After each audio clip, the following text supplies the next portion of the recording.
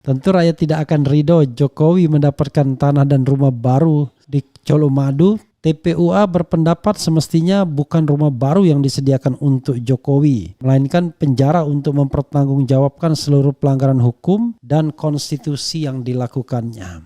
Jadi saudara sekalian, memang harus ada pelanggaran-pelanggaran yang sifatnya terukur. Kalau menurut saya, yang bisa memenjarakan itu adalah pelanggaran hak asasi manusia dan korupsi dan nepotisme. Yang bisa menyebabkan status kepresidenannya dicoret dalam sejarah adalah salah satunya adalah ijazah palsu.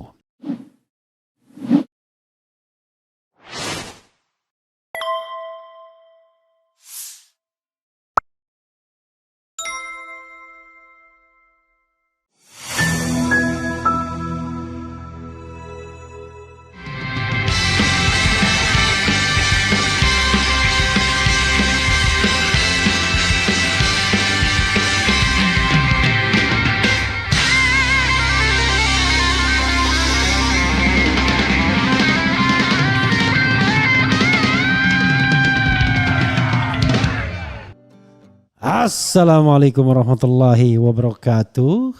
Sobat RH sekalian, jumpa lagi kita di channel yang keren ini. Keren cadas. Ya Sobat RH sekalian, ini ada berita atau tulisan yang menarik ya dari Egy Sujana, dan tadi dia memberikan langsung kepada saya dan minta diulas, dibacakan. Tulisannya soal Jokowi jelang lengser. Dia dapat rumah baru di Colomadu seharga sedikitnya 12 miliar ya. Kata Egy Sujana harusnya bukan rumah baru tetapi penjara baru. Kejam sekali. Tapi coba kita bacakan ya sobat era sekalian. Bukan rumah baru tapi siapkan penjara baru untuk Jokowi pasca lengser 20 Oktober 2024 oleh Profesor Egy Sujana SH.MSI, Ketua TPUA, jadi tim pembela ulama dan aktivis ya. Tim pembela ulama dan aktivis TPUA pada Senin 15 Juli 2024 akan mengadakan agenda evaluasi total kinerja rezim Jokowi jelang lengser 20 Oktober 2024. Agenda ini akan merekomendasikan tindakan apa yang harus dilakukan rakyat kepada Jokowi pasca lengser dari jabatan presiden. Tentu rakyat tidak akan ridho Jokowi mendapatkan tanah dan rumah baru Jokowi di Colomadu yang diperkirakan sedikitnya seharga 12 miliar rupiah. Karena banyak masalah pada era kepemimpinan Jokowi, salah ketik ya. TPUA berpendapat semestinya bukan rumah baru yang disediakan untuk Jokowi. Tentu rakyat tidak akan ridho Jokowi mendapatkan tanah dan rumah baru di Colomadu. TPUA berpendapat semestinya bukan rumah baru yang disediakan untuk Jokowi, melainkan penjara untuk mempertanggungjawabkan seluruh pelanggaran hukum dan konstitusi yang dilakukannya. Sejumlah kinerja buruk pemerintahan Jokowi baik di bidang hukum, ekonomi, politik, sosial, budaya, pertahanan dan keamanan dan lain-lain wajib dievaluasi agar dapat diberikan rekomendasi dan tuntutan pertanggungjawaban baik secara hukum, sosial maupun politik. Di antaranya adalah menuntut saudara Jokowi ke muka hukum pasca lengser dari jabatannya sebagai presiden atas berbagai pelanggaran hukum dan konstitusi sepanjang kepemimpinannya 2 periode. Dalam kasus ijazah palsu, Jokowi yang kami advokat sampai saat ini masih tetap tidak terungkap karena Jokowi tidak pernah menunjukkan ijazah aslinya. Sementara pengadilan melindungi Jokowi dengan memutus menyatakan tidak dapat diterima pada gugatan perdata atas dugaan ijazah palsu Jokowi yang kami ajukan di Pengadilan Negeri Jakarta Pusat. Padahal dalam kasus pidana yang mengadili Gus Nur dan Bambang Tri telah terbukti secara sah dan meyakinkan ijazah asli Jokowi tidak ada. Putusan kabar bohong ijazah palsu Jokowi yang memvonis Gus Nur dan Bambang Tri 6 tahun penjara di Pengadilan Negeri Surakarta juga dibatalkan oleh Pengadilan Tinggi Semarang. Itu artinya apa? Itu artinya Jokowi memang tidak punya ijazah asli. Sebab jika punya, sudah pasti ijazah asli itu muncul ada saat jaksa menuntut Gus Nur dan Bambang Tri mengedarkan kabar bohong soal ijazah palsu Jokowi ya. Terkait putusan ijazah palsu Jokowi yang di-NO oleh PNN Jakarta Pusat, penting untuk didalami fakta-fakta hukum sebagai berikut. Pertama, putusan hakim menyatakan gugatan tidak dapat diterima NO bukan ditolak, sehingga klaim Otto Hasibuan yang menganggap ijazah palsu Jokowi tidak terbukti keliru. Karena proses persidangan belum masuk ke pembuktian. Baru pada soal kewenangan, pengadilan menyatakan tidak berwenang mengadili perkara ijazah palsu Jokowi. Kedua, putusan Pengadilan Negeri Surakarta, PT Semarang dan putusan kasasi MA terkait kasus ijazah palsu di Solo justru menguatkan kesimpulan ijazah Jokowi palsu. Ada dua substansi pembuktian dari putusan tersebut, yaitu ijazah asli Jokowi tak pernah ada dan kasus kabar bohong ijazah palsu dibatalkan PT Semarang, sehingga kabar ijazah palsu Jokowi bukanlah kabar bohong. Ketiga, Jokowi tidak menggugat balik penggugat ijazah palsu, bukan karena baik kepada penggugat seperti klaim pengacaranya Otto Hasibuan, tetapi karena Joko Widodo tidak memiliki keberanian atau tidak ada nyali untuk menggugat. Karena untuk menggugat balik Jokowi harus membawa bukti ijazah asli dan saksi-saksinya minimal 2 orang dengan disertai hasil laboratorium kriminal Labkrim dari Mabes Polri. Sementara ijazah asli Jokowi telah terbukti di PN Surakarta tidak pernah ada atau setidaknya tidak pernah diperlihatkan dalam persidangan di PN Surakarta _Solo. Karena itu semestinya bukan rumah baru yang disiapkan untuk Joko Widodo, melainkan masuk penjara. Penjara yang disiapkan secara khusus bagi seorang presiden yang tidak memiliki ijazah asli, banyak bohong, ingkar dan khianat pada Allah Subhanahu wa taala dan rakyat Indonesia, persis seperti yang diwahyukannya dalam surat Al-An'am 6 ayat 173. Allah Subhanahu wa taala berfirman, dan demikianlah pada setiap negeri kami jadikan pembesar-pembesar yang jahat agar melakukan tipu daya di negeri itu, tapi mereka hanya menipu diri sendiri tanpa menyadarinya. Quran surat Al-An'am 6 ayat 123. Bisa dilihat pula Al-Quran surat Al-Ma'idah ayat 1, Allah Subhanahu wa taala berfirman, wahai orang-orang yang beriman, penuhilah janji-janji. Hewan ternak dihalalkan bagimu kecuali yang akan disebutkan kepadamu, dengan tidak menghalalkan berburu ketika kamu sedang berihram haji atau umroh. Sesungguhnya Allah menetapkan hukum sesuai dengan yang Dia kehendaki. Ya.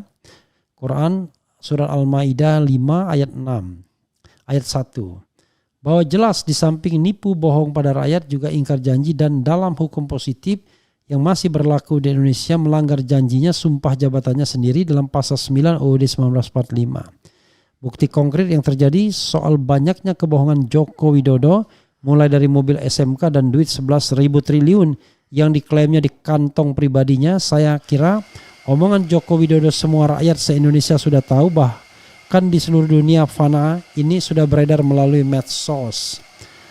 Tapi herannya kenapa para wakil rakyat yang duduk di lembaga tinggi negara seperti MPR RI, DPR RI, DPD RI, tak ada satupun manusia yang duduk di lembaga tinggi negara RI itu yang berbicara alias cicing wae.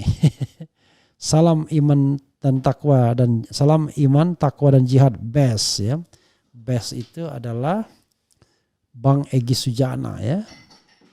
Ini ada berita tanah rumah baru Jokowi di Colomadu diperkirakan sedikitnya seharga 12 miliar rupiah. Di atas tanah 1.200 meter, 12.000 meter persegi ya. Lokasi rumah baru untuk Jokowi berada di wilayah Kecamatan Colomadu, Kabupaten Karanganyar, Jawa Tengah. Mengutip tribunsolo.com, tanah yang dibeli untuk rumah baru Jokowi itu berada di Jalan Adi Sucipto. Tepatnya di samping timur rumah makan Taman Sari atau masuk di wilayah perbatasan Desa Gajahan dan Desa Blulukan. Jalan Adi Sucipto merupakan jalan utama dari kota Solo menuju Bandara Adi Sumarno Solo. Saat ini pemerintah tengah memproses pembelian tanah untuk rumah mantan wali kota Solo tersebut. Lantas berapa harga tanah yang dipakai untuk rumah baru Jokowi ya? Hingga berita ini diturunkan belum ada keterangan resmi dari pemerintah berapa anggaran yang dipakai untuk membeli tanah yang diperuntukkan bagi rumah Jokowi di Colomadu. Namun dari sejumlah keterangan bisa ditaksir perkiraan harga tanah rumah baru Jokowi. Camat Colomadu Suryono Budi Santoso mengatakan harga tanah di sepanjang Adi Sucipto sekira mencapai 10 juta per meter persegi. Sama dengan harga tanah di rumah sini di Jakarta ya. Harga tanah di pinggiran Jalan Adi Sucipto kisaran 6 juta sampai 10 juta per meter persegi, ucap Sriono kepada Tribun Solo. Menurut Sriono, luas lahan rumah Jokowi antara 2.000 hingga 3.000 meter persegi. Bukannya 2.000 3.000 ya.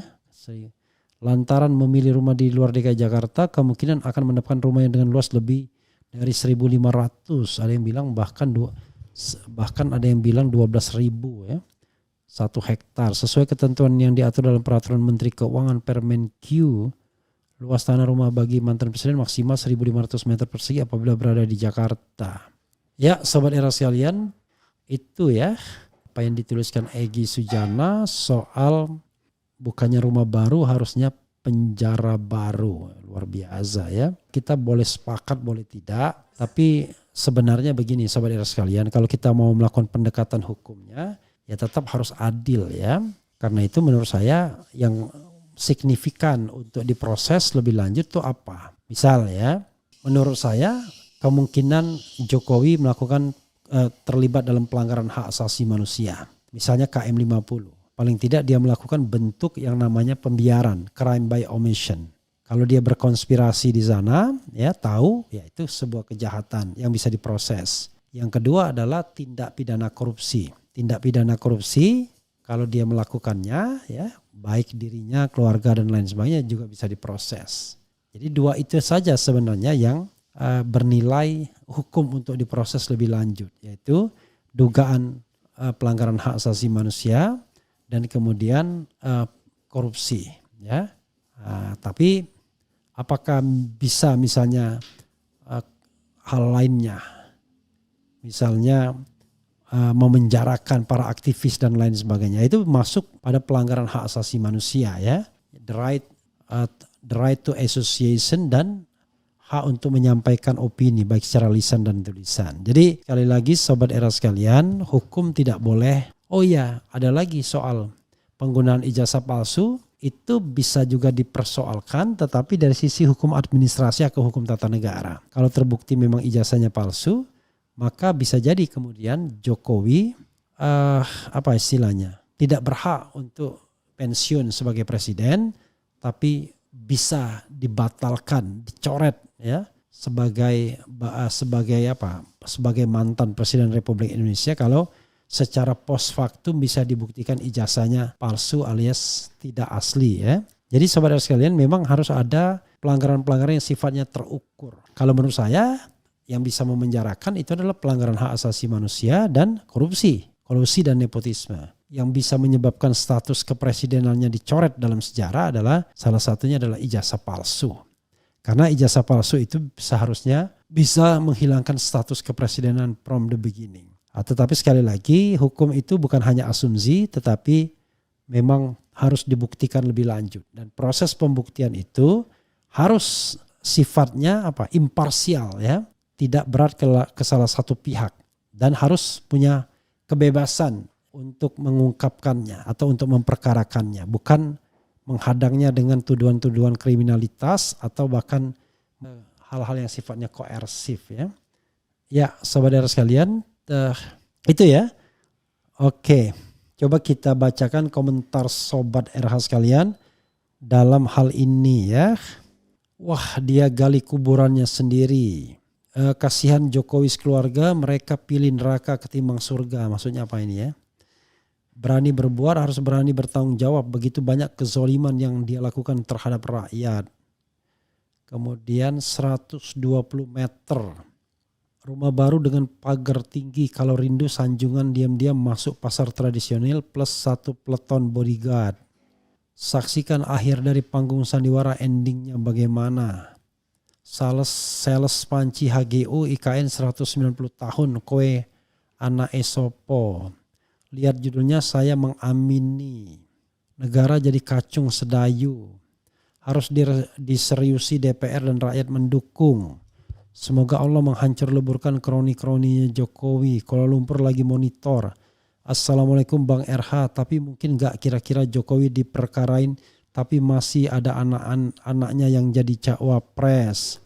Ya sebenarnya bukan soal kita memperkarakannya atau tidak. Ini kita bicara mengenai yang namanya penegakan hukum, law enforcement. Berlaku bagi siapa saja. Walaupun misalnya kepada keluarga presiden sekalipun ya. Tapi soal bisa dan tidak bisa itu bukan pertanyaan hukum, itu pertanyaan politik ya. Bang RH, kenapa semua elit politik diam soal ijazah palsu? Saya mengamana saya tahu. Yang jelas ya, walaupun dia elit politik belum tentu seberani Anda ya. Artinya ya mereka diam, mereka bungkam karena mereka juga takut ya. Kalau mereka sebutkan itu tiba-tiba borok mereka dibuka. Mungkin we don't know exactly persisnya ya, tapi barangkali saja begitu. Jadi sekali lagi saudara sekalian, tentu kita bicara tentang pertanggungjawaban presiden dan mantan presiden. Kalau dia masih presiden, ya proses impeachment bisa dilakukan. Tapi bagaimana kita mau melakukan proses impeachment kalau Jokowi sendiri masa jabatannya tinggal 3 bulan?